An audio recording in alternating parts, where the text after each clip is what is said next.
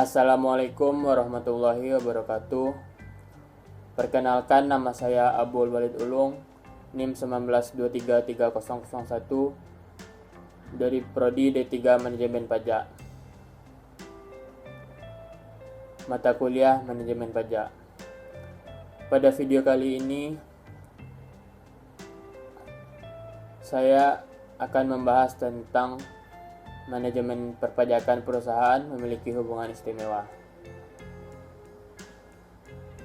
Saya memiliki kelompok yang beranggotakan saya sendiri, Abul Walid Ulung, yang kedua Ardian Maulana, yang ketiga Dinda Aswari, dan yang keempat Fakhrul Razi Khair.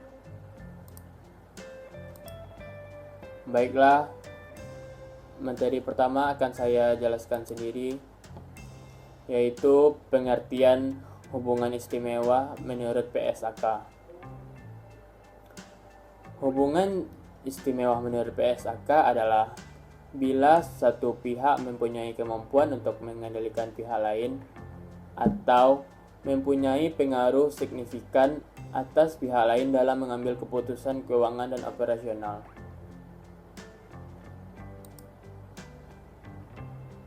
Pengertian hubungan istimewa menurut Viscus yaitu hubungan bisnis yang terjadi antara dua wajib pajak maupun lebih yang akhirnya menimbulkan pajak penghasilan terutang lebih kecil dibanding seharusnya.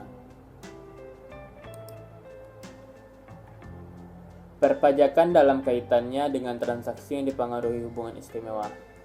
Yang pertama yaitu berkenaan dengan usaha, yang kedua berkenaan dengan pekerjaan, dan yang terakhir yaitu berkenaan kepemilikan atau penyertaan modal. Perpajakan dalam kaitannya dengan transaksi yang dipengaruhi hubungan istimewa terbagi atas tiga. Yang pertama berkenaan dengan usaha, yang kedua berkenaan dengan pekerjaan, yang ketiga berkenaan dengan penyertaan modal atau kepemilikan. Berkenaan dengan usaha, hubungan di antara pihak-pihak yang bersangkutan berkenaan dengan usaha antara wajib pajak pemberi dengan wajib pajak penerima dapat terjadi apabila terdapat transaksi yang bersifat rutin antara kedua belah pihak. Transaksi yang bersifat rutin antara kedua belah pihak adalah berupa pembelian, penjualan, atau pemberian imbalan lain dengan nama dan dalam bentuk apapun. Berkenaan dengan pekerjaan, hubungan antara pihak-pihak yang bersangkutan yang berkenaan dengan pekerjaan antara wajib pajak pemberi dengan wajib pajak penerima terjadi apabila terdapat hubungan yang berupa pekerjaan, pemberian jasa, atau pelaksanaan secara langsung atau tidak langsung antara kedua belah pihak tersebut. Yang ketiga, berkenaan dengan kepemilikan atau penyertaan modal, hubungan di antara pihak-pihak yang bersangkutan berkenaan dengan kepemilikan atau penguasaan antara wajib pajak pemberi dengan wajib pajak penerima terjadi apabila terdapat kepemilikan atau penyertaan modal atau adanya penguasaan melalui manajemen atau penggunaan teknologi. Selain itu, hubungan istimewa di antara wajib pajak orang pribadi dapat terjadi karena adanya hubungan darah atau perkawinan. Saya Fakhrul Razi Khair, NIM 1923308.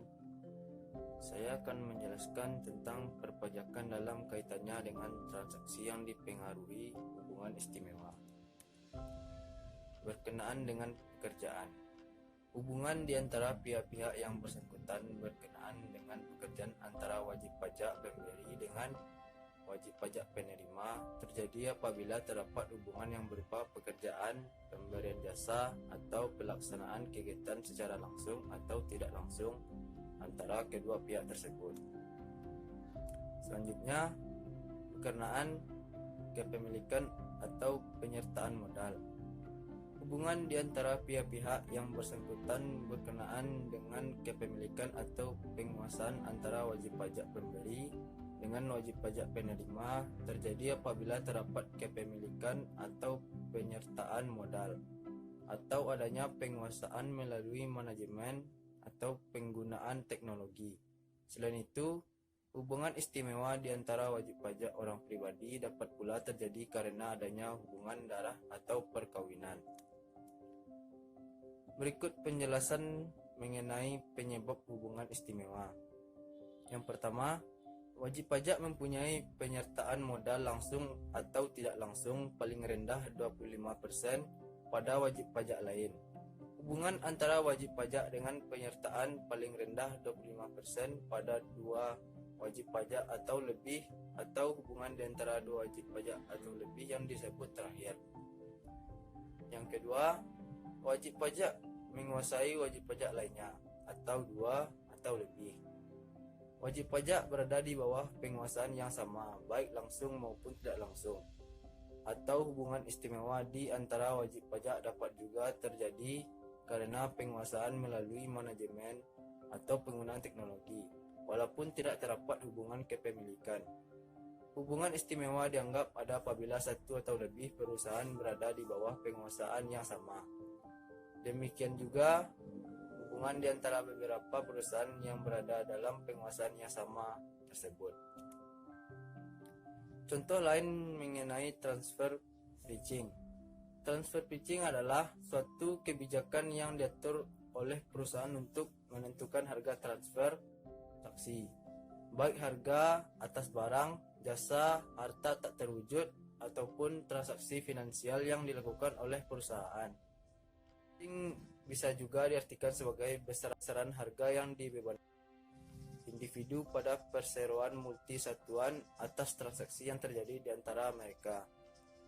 Sekian penjelasan dari saya. Assalamualaikum warahmatullahi wabarakatuh. Baiklah, perkenalkan, nama saya Arden Maulana. Saya akan melanjutkan presentasi sebelumnya. Berikutnya, tujuan penerapan transfer pricing. Pertama, mengoptimalkan atas penghasilan global setelah dipotong pajak. 2. Evaluasi kinerja cabang perusahaan mancanegara. 3. Mengupayakan keamanan posisi kompetitif. 4. Mengurangi risiko keuangan. 5. Mengatur arus kas pada cabang perusahaan.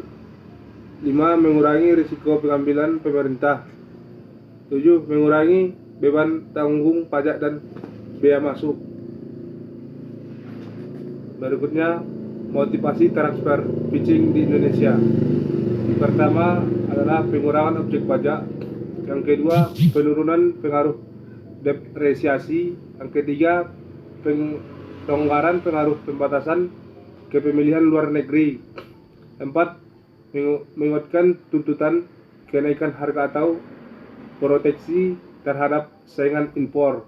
5. Memperkecil akibat pembatasan dan ketidakpastian.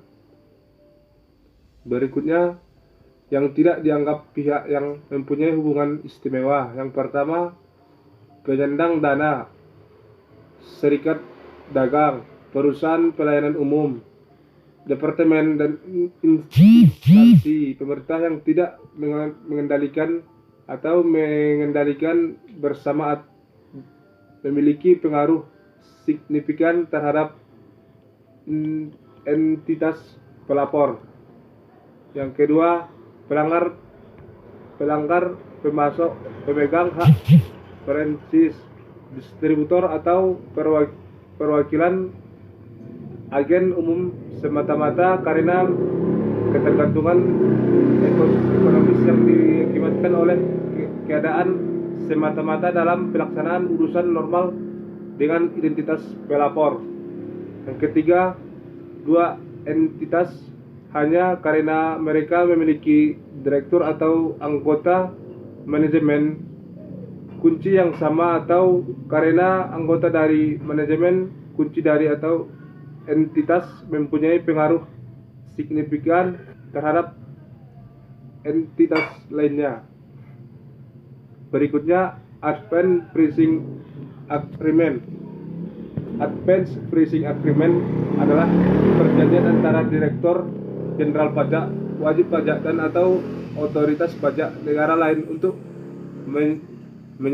menyepakati kriteria dan atau menentukan harga wajar atau laba wajar di muka para pihak yang mempunyai hubungan istimewa.